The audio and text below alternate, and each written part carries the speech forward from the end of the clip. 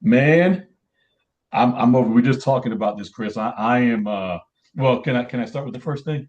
Yeah, Yeah. Marky, we need you to come on screen. We need you to pop up on the screen, please. Marky, I Raul has didn't some questions for you. I did not know this was an issue, Marky. So I want to jump in there first and say I did not know this was an issue. Marky, she's been messing with the intros and everything and the outro. So I think the intro was phenomenal. Chris, what do you think? First of all, okay, great. Solid, man. So Solid. Loved it. so this is actually Doug's kind of first time seeing it. He's been speaking this morning and doing the thing, so he didn't get to see it. So I just showed it to him before the show, and he's like, where she get a picture of me with no shirt on? Oh, I don't want nobody seeing me with no shirt. I've got plenty of those pictures. I got plenty of those pictures. I have it on speed dial. I'm like, dude, I don't let anybody see me with a shirt off. And I'm like, where did she get that from, man? Like, You'd be surprised what you can find when you do a little Google search. It's on the interweb. What I tell you, my brother, Oh, it's on the baby. internet. I told you, man. I said something she probably found it on the internet. You're probably new to the internet, man. I want royalties, man. You're probably new to I'm the on internet, on the man. what are they called? The black web? Yeah, the dark Dark web. The web. dark web. Dark web. The black web. Oh my Lord, man. So that's what it was, Mark. You didn't mean to bother you there. Just let you Yeah. know he was all like, "Where'd she find that picture?" I'm like, "Oh my god." That's great. Just I for the love viewers watching, I don't look like that anymore. So it. so anyway, we'll push on, man. So man, Chris, we are all traveling right now. We are in different parts of the country right now. So I think well, since last week, Wednesday, we uh we had to go to we were in Baltimore Yeah. for this past weekend at the FBINA national conference in Baltimore, Maryland. Great conference. FBI&A always does it up huge, like the way they always do. Big ups to them. They brought Tim Tebow out there to be one of the keynotes. That's Oh, pretty Tim cool. Tebow? Tim Yeah. Tebow, yeah, man, he was there. Uh, phenomenal just a presentation. phenomenal presentation. Just kind of really did a good job in relating, his life and perseverance and working hard and having passion and to the first responder world. He's just one of them guys, man. You can't help but to like him. He's just one of them dudes. So great job by FBI and A. Made some great contacts there in Baltimore, Maryland. We knew, and if you've ever been to Baltimore, God bless them over there, but we knew to stay on the beaten path. We did not venture off the beaten path. We knew that, and they go too far. And I'll tell you this as well, Chris. Uh, the the Savannah Bananas were in town, Dude, I'm telling you, gangster. That bro. team is who they play? The firemen? The firemen, Yeah. and they were and Karen put it the best. They are the Harlem Globetrotters A of baseball. Yeah, yeah. baseball. And Dude, man, phenomenal. the crowd that came to watch the Bro, sea full of yellow stadium. bananas Sold Full out. walking stadium. around, man, it was unbelievable. So They had they two have an games, two older, games. like they have a crew, like the fans, they call the bananas, like the old man bananas, where they take their shirts off and then they got the princess and the guy with the Oh my God! stilts. Well, yeah, a Dude, it's sea sold of out. yellow. Everywhere Yeah. they go, they sell Yeah, out. yeah, it was So Phenomenal. they, sold they were out. playing. So we were right downtown, and the Orioles Stadium, the hotel we were in was butted up against the Orioles Stadium there. So just amazing to kind of see the sea of yellow out there. So that was pretty cool. Great time in Baltimore. So what we left the FBINA conference, and we had to fly to Denver, Colorado last night. So just a shit show of flights and delays and getting in and barely getting a rental car. So we got into Denver, Colorado last night, or the night before last. Night before. Night before last, I'm sorry. And then we drove to Wyoming yesterday. So we are now in Casper, Wyoming, where Jesus left the slippers. I mean, it's way out here, man. It's out here, man. Right. So No joke, man. driving over here, we saw, well, two things. We saw a dinosaur was it Sasquatch? Sasquatch walking a triceratops. The Trisaurus. I shit you not. I ain't joking. We ain't joking either, man. We actually saw that, and Doug mentioned it in his presentation today, and they all knew what the hell he was talking about. Like Yeah. there's a freaking Sasquatch walking the Triceratops or whatever up That's on ridiculous. a mountain there. I'm like, holy shit! So We saw a tumbleweed, a real live tumbleweed. Blue. Raul looks at me and goes, that was a that's a tumbleweed, man. Like tumbleweed come we, across The the only time highway. we see that, I saw that like where I worked, and you've seen it too in Florida. We called it the tumbleweave, where two people get into a fight before the weave is out in the road. That's the tumbleweave. That's what I'm used to seeing. Not Oh, the we had tumbleweed. them in the hood for sure. yeah, man. So now we're in Casper, Wyoming, at the Wyoming Peace Officers Association conference. Man, packed house. Really, really cool people, man. Meet some really cool people out here. It's been an amazing, amazing conference so far. They continue till tomorrow. We'll be probably, do about half a day tomorrow, then we got to start rolling back towards Denver to catch a plane Friday morning real early to get back home. So we have been busy. And Chris, I know that you, sir, are not home either. You've been No, traveling, my brother. What's been I going am on? not. I Talk am. to me. I'm in Austin, Texas, and then I think next week I'll be in California, and then after that I'll be in Wichita, and then Alaska. Yeah, so Right. we're on the move. I'm actually here at the fourth LGBTQI plus conference for criminal justice professionals. So, but here's the catch. It is the fourth time this conference has been put on. This is the first time it's been in the States.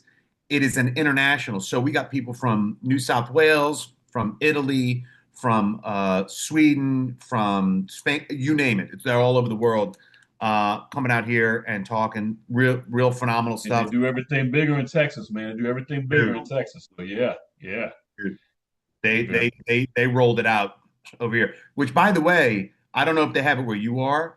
Austin, the only cars on the road are these driverless cars. It's like it's insanity. oh It's really? craziness. Yeah, it's Oh, that's clearly not going down where we're out here. These Yeah. cats out here on horseback, man, with Yeah, lassos man. and shit. I yeah. tell you what.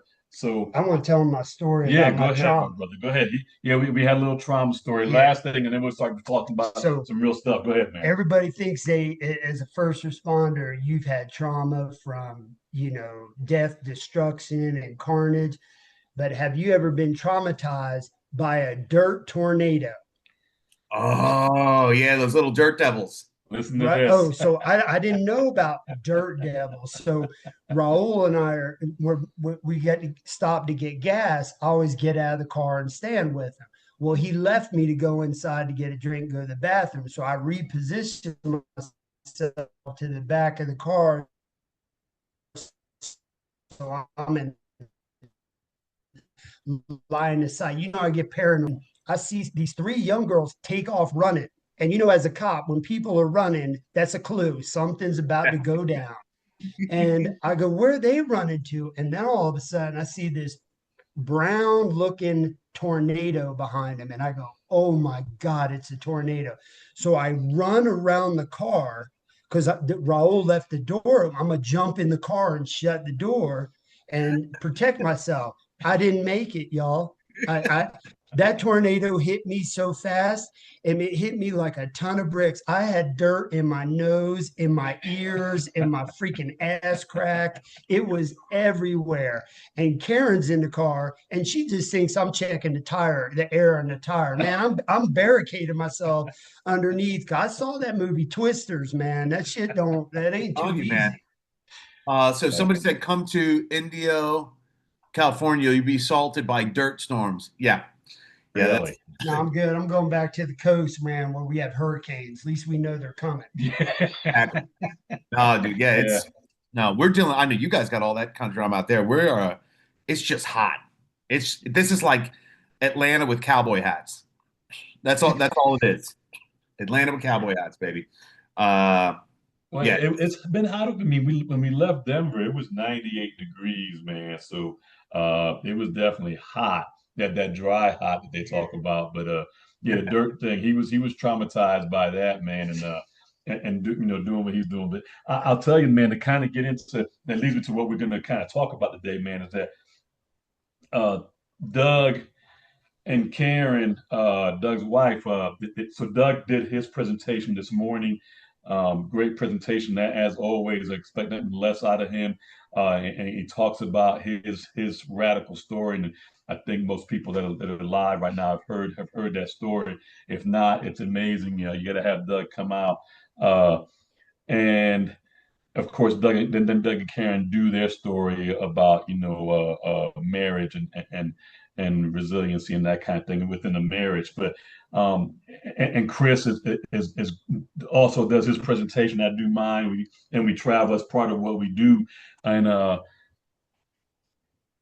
man, don't we always get? And I'll turn it over to you, Chris. But don't we always get those calls after doing some of these presentations? This outreach is what we call it. We go out and we actually, hopefully, maybe we impact some people and we get phone calls. I'll let you speak on that. Yeah, I'll tell you, we all know this. You could spend an hour, 2 hours, or three doing a presentation, and then that's fine. But the real shit happens when you get off that stage, or you stop the presentation, you start having those conversations, and you'll get like, you know what I think it is? I think it's that people don't have somebody to talk to that kind of get it, or they don't think they have somebody to talk to, and so you will get tied up in conversations that get like really, really deep, and like, and a lot of times I'm like, all right, dude, you have to do something about this. I mean, talking to me is fine, but you got to take care of yourself. And so, just like to what we do, like you guys are out there in God's country, and I'm over here in the basement of the country, with the heat, right? Doesn't change. Like, I helped one or two folks that needed immediate help, like not like, hey, maybe I'll talk to you later or something. No, they needed help right now. So it doesn't matter where we are, but I think that's the beauty of it is, that's why we tell our stories, not to be like, oh, look at me. It's like, hey, this is what we kind of went through. I get it. If you've been through the same thing, then you can reach out to us. And some of the conversations, and we have more in common with a lot of people that we realize. And so I think that for me, that's the conferences side of the house. I could be quite, and I'm being honest with everybody here. I could give a shit about going to a conference. I really do. I think we've been to enough between the three of us. We've probably been to like 1,000 and repeat that. But the people that are going to it change all the time, and that's who I really love, like hanging out and talking with those folks. Not that people don't have good shit to say at the conference. It's just I think we've done it so much, we kind of get burnt out a little bit, hearing so much from certain things, and we know most of the speakers anyway. So, like for us, I like interacting with the folks outside. And if the conference is going on and somebody steps outside because they get triggered or something's going on, then that's where we can like shoot the breeze with them, find out what's going on, and just kind of hang with them. But yeah, no, I don't care where you are. We Yeah, run in. and I was gonna jump on that a little bit. It doesn't matter, and Chris and Doug, you guys, we can speak to this, and our other partners, Chris and Richie, we can speak to this. We've been from Washington State to the Florida Keys, and from Maine and New England to South California, and everywhere in between, except North Dakota. except for North Dakota. It's the only place we ain't been. But the point I'm trying to make is, I think one of us relates to somebody. When we travel these places, and like we're in Wyoming, and there's smaller towns up here, and they have, I'm sure, their own set of issues and things that they go through. But after Doug finished speaking, you can see the amount of people gravitating towards him. Just to say, I heard what you just said. Some of that, I understood, I related to. So it doesn't matter where we are in the country. A first responder is a first responder. Yeah, And, yeah. Even like, yeah, so I did stuff in Sweden and in Panama, and we did some stuff in Canada, and it's the same. It yeah, literally is. It doesn't make a difference where you are. The badge may look different and the accents are different, but it's all the same shit. But I kind of like it. I will tell you a side note that Doug and I went down to Rio Grande area, literally a block away from the border. oh, in Doug Texas, yeah, in Texas, yes, yes. finishes speaking, right, and it's again amazing presentation. And he goes, so I'm with Doug in the back, and we got, I think Ash was there, and we're just hanging out. And then everybody starts coming up like, hey, let me get a picture with Doug. And I became the fucking impromptu camera take picture taker. People would just walk, they stopped asking and just started handing me their camera. They're like, here, take a picture. I should have started charging some shit. I felt some sort of way. I was like, hey, man, I spoke too. But they're like, nah, fuck you. We want to talk to Doug and we want to take a picture with Doug. I was Yeah, like, and It was Ash. Doug's dog. It wasn't Doug. and I got to get a That's all dog for right. that. Well, and yeah, I just wanted to talk a little bit about the outreach there that we do around the country and what that looks like for us, and the phone calls we get, and that's why we do it. I mean, we're hoping to make an impact. We're hoping that somebody is moved to get help, or somebody's moved to raise their hand, somebody's moved to ask their partner, "How you doing?" Whatever it takes, we're hoping that we can move that needle a little bit, and we are there for that support afterwards. And that's kind of what it looks like for us. We end up getting these phone calls, and I don't want to sit here and put any number to it per week, but we get several phone calls per week, each one of us, from different people around the country. And what we try to do is just be that middleman to make sure that they're getting the resources that they need, whatever that may be, to make sure that they get to the next minute, to the next hour, the next day. And that's pretty much what we do. Am I saying it right, Chris? Yeah, so I think so. Here's because I think I have to explain it like every time that I get the call. Normally, we get the call and they're like, "Hey, we need help." So let's say I'm working wherever I'm working for a department or whatever, and I come across somebody who's struggling, drugs or alcohol or mental health or whatever it is, right? I'll then call like one of us. So I'll call Raul and be like, "Hey, I got somebody who needs help right now." So and again, this just happened an hour ago, right? So what happens is, and the logistic part of it is, if you're dealing with somebody in crisis and you reach out to me, what we're going to do is out of the gate, I'm going to find out, all right, what's going on? What do you need help with? Do you need to talk to somebody immediately? Do you need to go to the hospital? What do you need? And then we kind of figure out if it's something like, hey, I'm in Tennessee and I need just to talk to somebody. We have some contacts that I could reach out to and be like, hey, who do you got in Tennessee that can talk to a first responder or a veteran or whatever, right? If that's not the case and they need to go inpatient, the next questions I'll normally ask are uh, to send me, hey, just shoot me a text with the front of the guy's ID and the front and back of the insurance card. And we do that to figure out what that's going to look like financially for him or her. Like, is it going to be a lot where that's not an option? And we start looking at other stuff, whether through Survive First, making everything good, all that good stuff, right?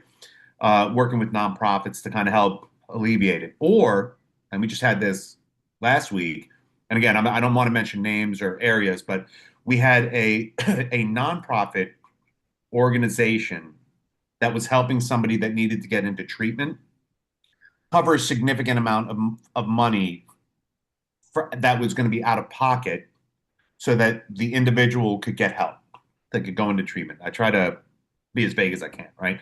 But that's what it looks like. Then it's, what do I do now? Well, we get you on a plane, we figure out the logistics of that, and then we fly you. Now, here's the thing with the guys and girls that are struggling with the drinking, and we get this all the time. I don't want you to have a seizure on the plane. So if you're getting depending on how far across the country you're flying or whatever it is, if you need to take a drink to kind of stop shaking and get right, I'm okay with that, right? And so I get these are some of the questions that we get asked a lot. Like, well, I'm not going to drink for 6 hours. I have not drank for 6 hours in 20 years. I'm like, well, if we need to do that, I don't want you having a seizure on a layover or on a plane or anything like that. But once we get you and we got you medically and it's sound and it's good to go. Again, we're no matter where you go. So those are some of the questions. And then the big question is, and I know Doug and Raul get this all the time, can I use my phone? Are you going to let me use my phone? All right. First of all, we don't send people, whether it be Act or Action or any other place, we don't send people to prison. That's not what we do. If you need to get a hold of your family member, or if you need us to get a hold of, or whatever, you're not you're not locked down. We don't take your shoes and socks and put you in a corner somewhere. So you have access to everybody you need to talk to. But if you need help detoxing, we do that and stuff like that. But I'm always surprised that people, when the wheels fall off and they're like, "Hey, I need to get help now," have no idea what that means, what that looks like. Uh, and it's scary for some people. And well, I got to do stuff for work, or I'll tell you like I tell everybody else, fuck your job. I care more about you than I care about your job. Your job's going to be there. Well, or if I can help you, If we don't get you right, if we don't get you you're not going to healthy, keep your job for that long. exactly. Right, right. But if my main concern is like if you're a danger to yourself, somebody else, something like that, I, you have people that are like, well, I don't want to do anything because it'll mess up my job. If you don't do something, you're going to get one of two things is going to happen. You're eventually going to be like, yeah, I do need help. Or you're going to be like, hey, I'm now arrested. Or because I get the calls like, I got a DUI, I got a domestic violence charge, I got fighting, got arrested for this, got arrested for that, and then they need help. It's so much easier to get help when you're not legally in trouble, or you throw hands with your old lady or your old man and then get locked up for domestic violence or whatever it is. So it's easier to get help before those kind of things happen, but they do happen. So we understand that. So, but it's I think people are scared because they don't know where they're going, what's going on. People are taking care of them because normally you guys deal with it too. Like I'll deal with the wife, husband, mom, dad, brother, sister, partner, peer team, and they're making decisions for this individual or for the individuals because they can't anymore. And so they're kind of trusting us, and we don't ever want to let anybody down. And Doug has experience of being put up somewhere where you probably had no business being. And we don't want to ever put somebody in a place that they don't belong or they don't feel comfortable or that doesn't meet. Like if you don't have problems with substance, you don't need to be in a place that deals with just substance. You need mental health treatment. Or if you have substance and mental health. I mean, we've got it covered on both sides, but want to make sure we're putting you in the right spot and in the right place. And Doug, I don't know if you want to touch base on what that looks like, because I know what it looked like when I got put into treatment. So Yeah, like when I went to treatment, I was told I was going to a first responder facility, and then this is really why I'm here in this industry to this day. Yeah, I almost call myself the police of mental health because I see how the industry can go. And I showed up to a drug rehab facility, and they walked me into a room. And make a long story short, and I ended up in a room with 30 heroin addicts, and I spent my entire treatment, month of treatment in NA meetings and AA meetings. I didn't have a drinking problem. Clearly, I was an undercover narcotics agent. I wasn't using drugs, but I had, just attempted to kill myself. And so, the way the crappy side of the industry worked is I ended up in a drug treatment center, and that wasn't the answer for me to spend every day at AA meetings and NA meetings. I needed therapy. So my first initial run in treatment was a complete failure. Except, I can't bash it. I met some really wonderful people, and I realized I learned a lot about addiction. I learned a lot about trauma. I learned a lot about alcoholism, and I learned that a lot of people, that aren't first responders, I learned that they just did the same thing I did. They just choose is that chose a different path than I did. yeah, it's scary, and it's scary for the person going through it, and it's even scarier. I'll take that back. It's a relief and scary for the family who's sending somebody out to get to whatever help that they need. So any place that you're going to send your loved one to, there should be some mechanism that keeps the family kind of in loop, barring the family being part of the problem. Now, I know it's going to sound crazy, but sometimes our other half isn't so much as supportive as they might be a significant part of the problem. So again, we kind of measure all that stuff out and figure out what's good, what's not good. I've dealt with moms that again, moms mean well, and they look at, but it was such a significant issue with somebody that was in treatment that they didn't want to go back home to mom. You know what I mean? Like, and this is grown adult, right? So we're just trying to make it good for everybody, and it, like we talk about a lot, and I say this all the time. Nobody ever goes into crisis at noon, um, which is crazy because today they went into crisis at noon. Normally it's like 3 or 4 in the morning I get the phone call, but yeah, no, it's we want to help some folks out. But when that happens, everything stops for us. Like I was in the middle of, again, we're at a conference. You guys are at a conference where I'm manning a booth. I'm by myself. So I'm just kind of set up and kind of giving people information, just networking and stuff like that. And then I get a phone call and that's it. I walk away and the only thing I'm working on is making sure he or she is getting the help they need, finding out the information I can, and reaching out and being like, hey, listen. And if I have something, that's why Doug, Raul, and I work together. If I have something going on that is going to prevent me from doing what I need to do, whether it be a meeting or touching base with somebody or just reaching out to somebody that we helped. That while I'm on the phone, I'm texting Doug, Raul, hey, do me a favor, reach out to this guy, this girl. I'm tied up helping somebody, and same vice versa. So we want to make sure that we're never not busy or never tied up completely to the point where we can't help somebody. Because seconds, if we're not helping somebody, they're going to leave and they're going to do something bad. Yeah, and that's for the three of us, and again with the guys that we run with, that's always been the mission.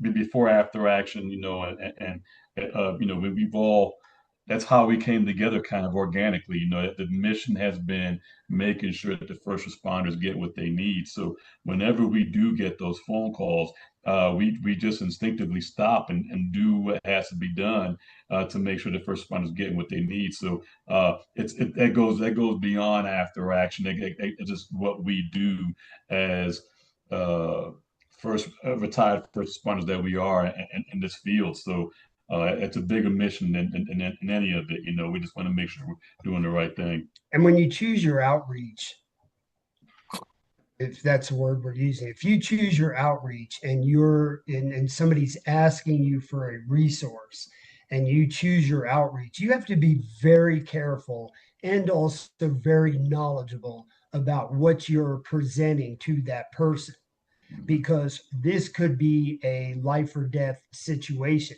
If you send, and there's a lot of people that just use a resource because it looks cool, or they use a resource because the person who told them about the resource took them out to dinner and wined and dined them and did all the fancy stuff. That's not the answer.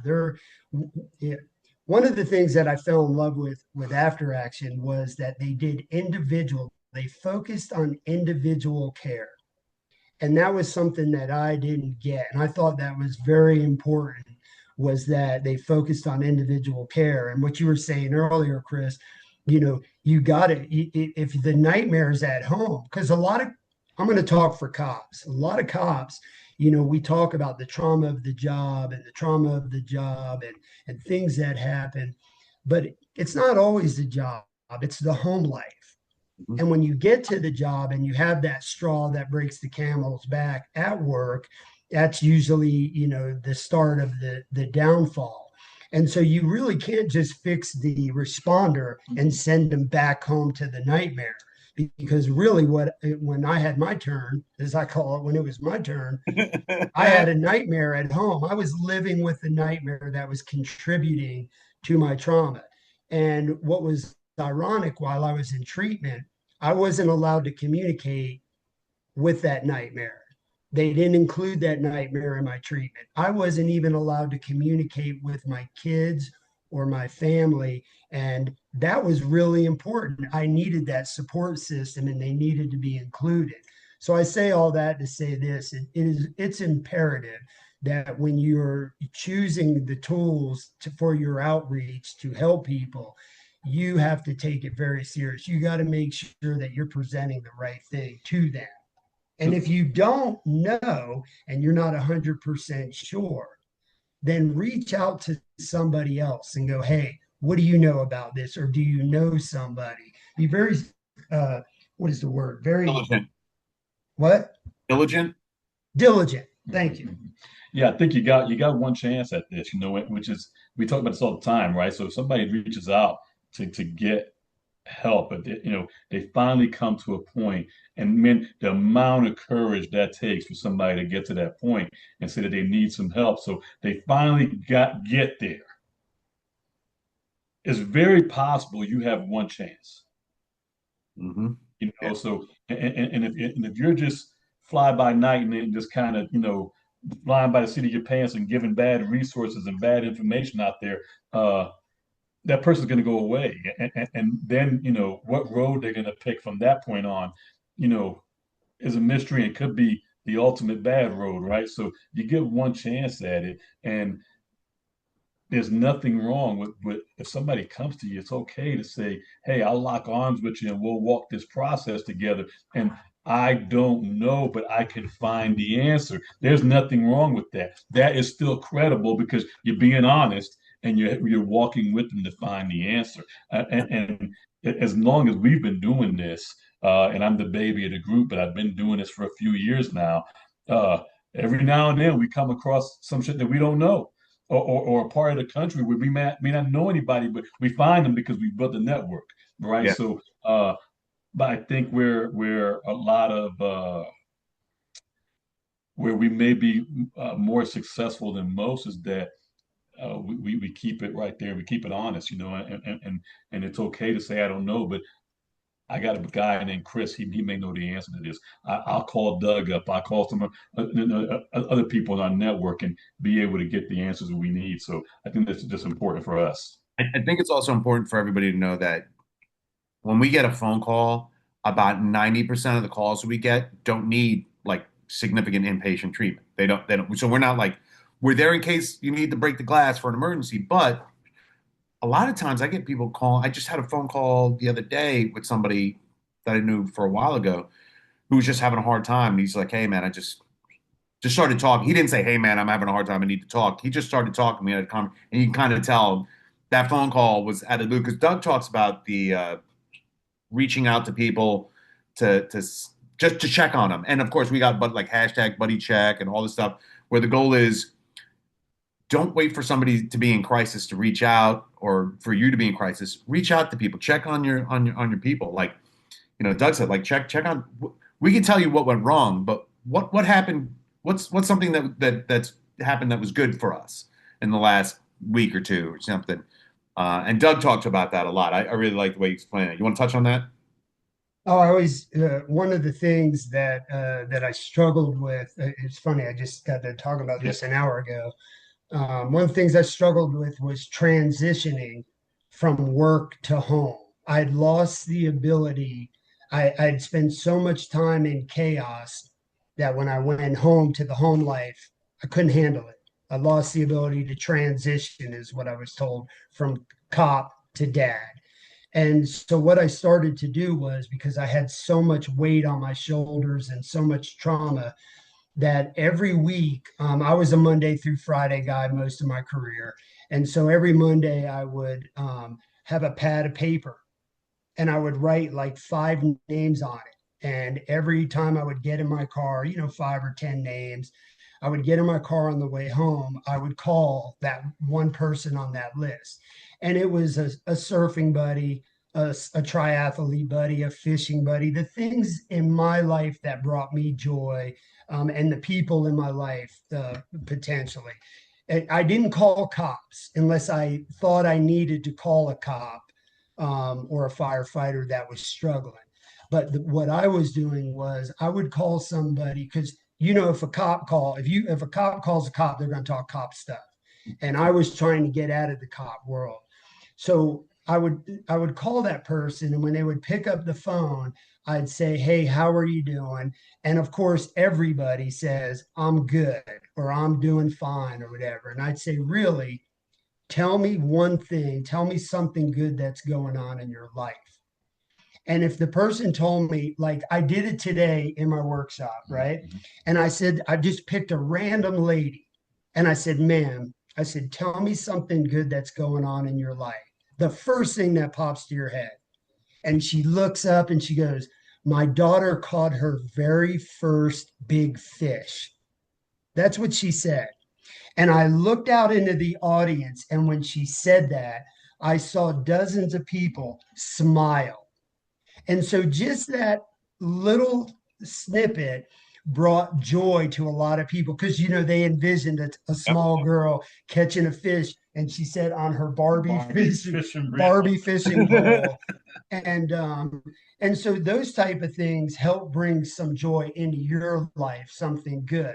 Now, if that person says, I really can't think of anything good that's going on in my life, I'm getting my ass kicked at this time, then I would say, well, tell me what's going on.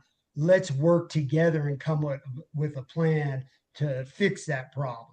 And so that's just a small tool that I use to transition on the way home. And it's still to this day, I will randomly just go through my phone and pick somebody and just call them up and go, hey, how are you doing? And tell me something good that's going on in your life. And it also, that person could very well be in that dark hole. And Chris, you've taught us so many things. I always use the saying you said to me one time: you can't fix the problem with the same mind that created it. You probably don't even remember saying it. We were probably out drinking one night. And you told me that shit. And but it means so much to me because sometimes your mind is so infected with trauma and hardship that you just can't see the light at the end of the tunnel. So when you do that, and you help them maybe think of that one joyful thing, you could very well potentially be pulling that person out of that dark hole. For sure. And I'll tell you one last thing that, again, we kind of taken from Chris's sayings here. Uh, Sometimes people just need to vent some shit out. Just air it out. You need to say it out loud, and learn this through experience, and then Chris put it in words. You know, people need to say it out loud. And I remember, Chris, that one time you said you had somebody do that with you, and I've had several do it. Over the past years, but you had that one guy that just screamed and yelled at you. And when he got done, I remember he looked at you and said, "Man, you're good." Dude, all right. So it's funny because somebody asked me about that earlier today. I had just finished all my postgraduate work. I'd done some clinical hours, and dude, I was a psychological nerd, and I'm like, I'm ready for anybody with their problem. I'm gonna solve their problem. I'm gonna tell them what they need to do, and all this other shit. And this one dude comes up to me, and I told him, I said, you know when somebody's gonna be serious, or they're gonna tell you an inappropriate joke when they look both ways before they talk to you. They're like, hey, Chris. I was like, hey, what's up? He goes, you got a second? I was like, I'm like, all right. All right. So we sit in my office, in my department. I had a little office, and no shit, he yelled not at me, but in front of me for 15, 20 minutes. And while he was yelling, he was saying this, this, this. I'm like, I got that. Making a mental note, like, all right, this is what we're going to talk about here. This is what we're going to do. This is all right. I got this kind of lined the whole time, and I'm like paying attention to what he's saying and all this other blah blah blah. And he gets done, and I'm getting ready to be like, let me unload my extensive knowledge of all things psychological. He goes, man, you're good. And I'm like, motherfucker, man. He didn't even get a chance to fucking help him. He's like, and that's what it was. He just wanted somebody to talk to. And I was like, but I can. And again, I was very young doing this stuff. And I was like, I think I can fix this, which most of us don't want that. Most first responders and vets don't want to be fixed. They want to be given the tools to help themselves. So I remember I was like, hey, I'm that good. Yeah, like whatever. And so he fucking announces. And I remember I was talking to a friend of mine who I was doing some clinical work with, and I said, do you ever get frustrated? He's like, all the time. I was like, why? He goes, you want to help them. You have the tools, you have the knowledge, you everything like that. And then they fucking help themselves. Like just, we call it cathartic ventilation or just, and actually what we're doing, what you guys do and what most peers do and what most, like if you're listening to a friend, it's called ministry of presence. Just fucking being there for him or her is so powerful. And I would tell you, and looking back on it now, there's nothing that I could have told him or helped him with that would have been better than what he experienced by just talking and just venting it and just yelling and walking I'll away. give you this one, Chris. Uh, I just in the last couple months here spoke to somebody that had just been through peer support training. You know, brand new, newly minted. Peer support person. So and so, had something happen to him. Just in the dumps and phone call is made and I'm drinking. Well, I'm about to drink. I'm in a dark place. I'm thinking, I'm having some thoughts, and I was, hey, if it was me, what would you tell me to do? And so the person went through the whole peer support unit training and gave me the whole book answer, right? And at the end of it was like, yeah, you need to say it out loud. Just had to hear it one time. Had to say it out loud and turn them around right there. I didn't do shit. That's all I said was, what would you tell me? I mean, you're Yeah, newly trained. What would you tell me? And just saying it out loud was all that person needed. I didn't do yeah. anything. I didn't do a damn thing. Just So saying it out loud. I'll give you a little insight to, and Raul's trained, he's an instructor too, but when we do ICISF work, there's and I'm not gonna get this is not a ICISF class, right? But part of it is the safer R, and it's stabilize, acknowledge, and that's what I want to talk about, the acknowledge part. A lot of times you just need to acknowledge that somebody has been through something, or because everybody kind of ignores everything. But if you're like, hey, what you just went through, significant. I'll give you a prime example. I go, I'm in my, I had a meeting with an officer when I was on the job, and I'm late. I'm there late, a little bit later than normal, and somebody's like, "Hey, something's going on in this part of the city," and I'm like, "Whatever." And I'm doing my thing. I come back and I see this one individual who is just changing out and got some welts on their chest. I'm like, "What are you doing?" And he's like, "Oh, I'm getting ready for part time." I'm like, "What happened?" He goes, "Dad, I got shot." And I'm like, what?" He's like, "Yeah, I got to go to part time." I'm like, "Fuck, what? No, you're not going." Homeboy just got shot with a 45. Got somebody shot him with a no 44 or 45, and the only thing that saved him was his ballistic vest, but it left some kisses on him, and he was like, "Oh, I'm just going to work." I said, "Okay, you've just been through hands down probably the most, I mean, just Yeah. traumatizing kind of situation." And he took him a little bit to process. He goes, "Oh, I guess so." I said, "In what world do you think going to a part-time job right now, you think, what happens if you get into a shooting at the part-time job? You think you're covered?" They'd be like, "Dude, he 14 minutes ago he was in a shooting and he just went out and gets into another shooting. It's for your own benefit. You're not going to work. You now have the next couple of days off. That's just what's going to happen, right?" But it takes acknowledging it, Right, just right. venting it, just venting and venting and just being present for somebody. But again, not acknowledging that he or she has been through something significant is enough. You ever talk to somebody who's even a perp or a bad guy, a bad girl, who's holding a knife or a gun, maybe doesn't realize it? Be like, "Hey, put the knife down, put the gun down," and they're like, "Oh," and then they put it down because they don't know. They don't know what they're carrying, just like trauma is with us. So Absolutely, absolutely, man. When you said that, the guy who gets into a shooting and then 14 minutes later, I go kind of like Chris's life is what I said to Raul. yeah, Kind of like your work, or I've Danny been in Long. I think Danny Long's got everybody beat, Yeah, he's man. got the Danny, Danny yeah, Long probably got the Danny record got me. there. Yeah, Danny Yeah, but he's Long. also on the military side too. So, Yeah, but Danny yeah. Long's Hey, one listen, of when it rains, it pours. Most of us that have been involved in some shit have not been involved in just one thing. Most of us get involved in multiple things, and that's just the way it is. i.e. being called the shit magnet, right? So Yeah. that's kind of, I think we all maybe have some of that in common. So and hence we are here Yes. on the shit show, trying. Three of Yeah, After three of us. after action shit show, Yeah, shit show them. personnel.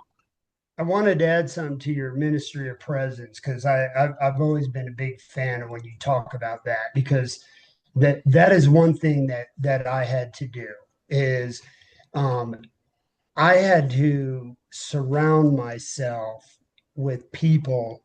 Mhm. Sometimes the people you surround yourself with are negative, and even though you love them, I mean, I'm a negative dude too. I'm one of those guys. I'm a velociraptor.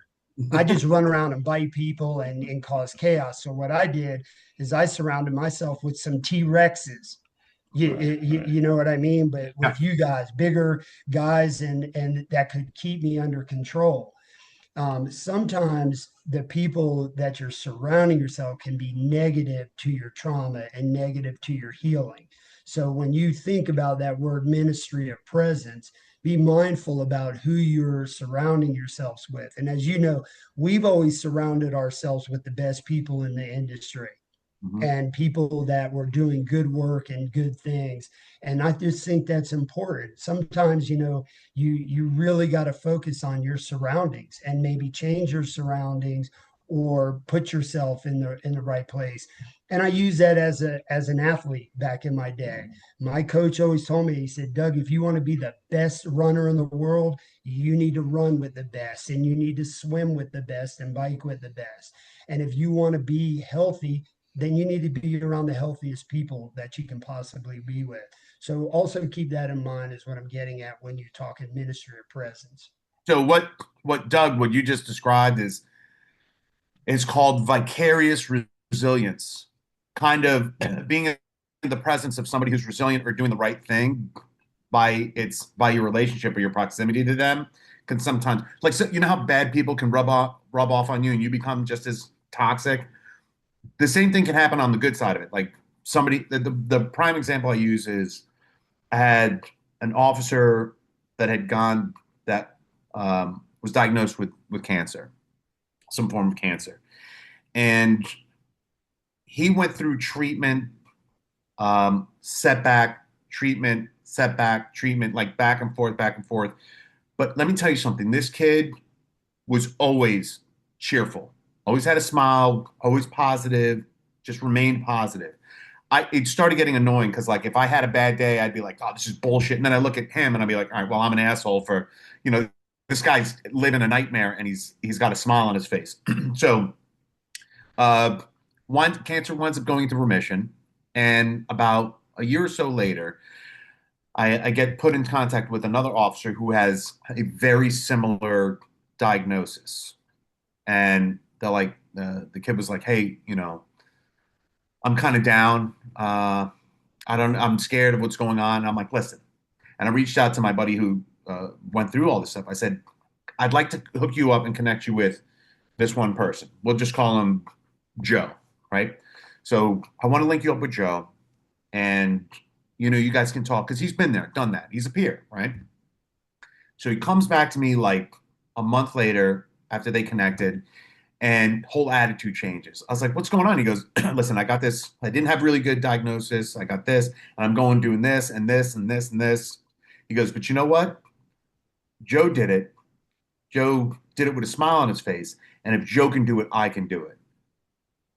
And that's what Doug is talking about. Surround yourself with gangster like athletes, gangster positivity, just let me tell you something. There is no doubt this kid that I came in touch with a year afterwards would have probably declined significantly health wise had he not been linked up with Joe, right? Because Joe was a trooper. And here's the crappy part. A year or two later, Joe passed away, and which was concerning because I was like, what's this kid gonna feel like? And I wound up talking to this kid, and he's like, see this guy? That I know he passed away. Joe wasn't scared of dying. Joe was scared of walking around like he was going to die and not live his life. Let me tell you something, dude. The amount of positivity that rubbed off on this kid, and to take it from obviously somebody who's struggled with a bunch of different things medically, and then eventually passes, unfortunately, which again, I only say this, and Doug, myself, and Raul are going to live forever because only good people die. And I've done enough shit that Doug and I and Raul are not going to live forever. But dude, could you imagine that? Immortal. This kid's got cancer. The guy that helped him through his initial treatments and stuff like that passes away, and his fucking positivity like kind of stuck to him. That's that vicarious resilience. That's just like harnessing the power of being fucking gangster and awesome. And I'll never forget that. And Jason Sheckerly. Yeah. Jason. oh, first of all, Sheckerly. that Prime guy, example. 100%. If a quarter of what happened to Jason happened to me, I'd be a perpetual dick for the rest of my entire life. Guy's got such a great, well, more of a dick. Nick Hall. Nick Hall.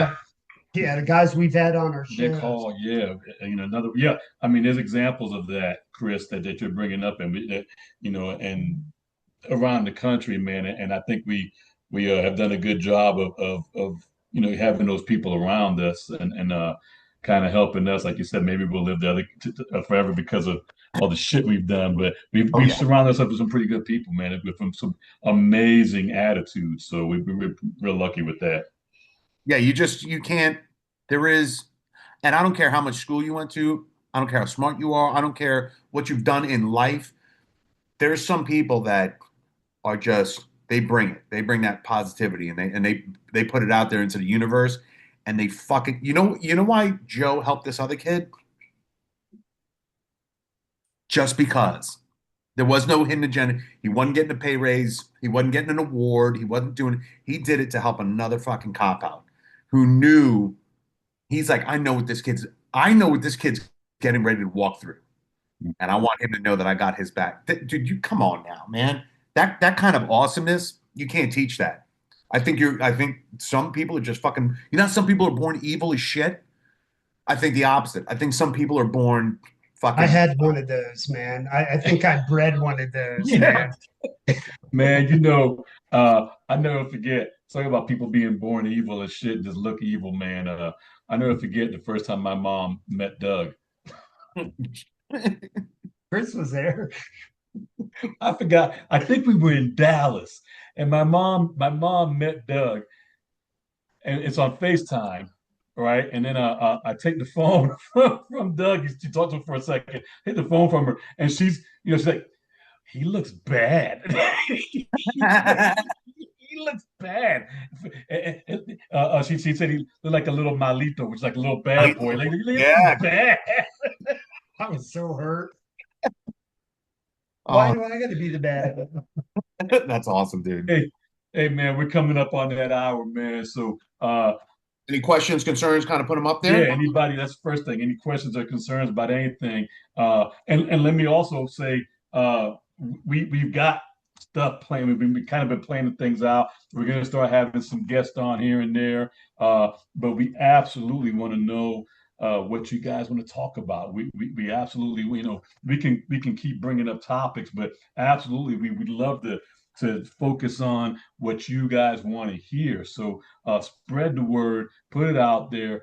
We're getting replays, so people are watching. So write into us. Let us know what you want to hear. Again, we're still going to start lining up a couple guests here and there. One or two per month. We got some other additions to the show that we're going to be adding. So be looking out for that. It's going to get bigger and better. Please, please, please, let us know what you're looking for. Yeah, and I think I'll be next week I will be I'll be in California. So okay. Yeah, I'll be in California for the show. cool. I'll be home and in Jurassic Park with Raul. Yeah. The guy asked me today, he goes, what's it like living in Florida? I said, have you ever seen the movie Jurassic Park? And he goes, yeah. I go, that's what it's like. Hotter, more humid. Yeah. More humid. And more gators. Sure. Yeah, man. Would love to hear institutional betrayal. Absolutely. We can talk about dude. that. That's absolutely. Hold on, man. I'll tell you what, we'll touch on institutional betrayal next Wednesday. 100%. Yeah, we can do that. Yeah. 100%. It's an important topic. 7,000 hours on institutional betrayal that we could talk about. Yeah, for sure, man. Yeah. We got it. Keep in mind too, when it comes to institutional or department betrayal, whatever you want to call it, we remain very professional on these platforms. We don't like to use department names and things of that nature, but we can have those discussions. Yeah, And I'll leave you this as a parting and a segue into what we're going to do next week. Then, thank you for whoever brought that up. We deal with folks that have been through some pretty significant critical incidents. But I will tell you, just like we all talk about, very rarely is the critical incident that's bothering them.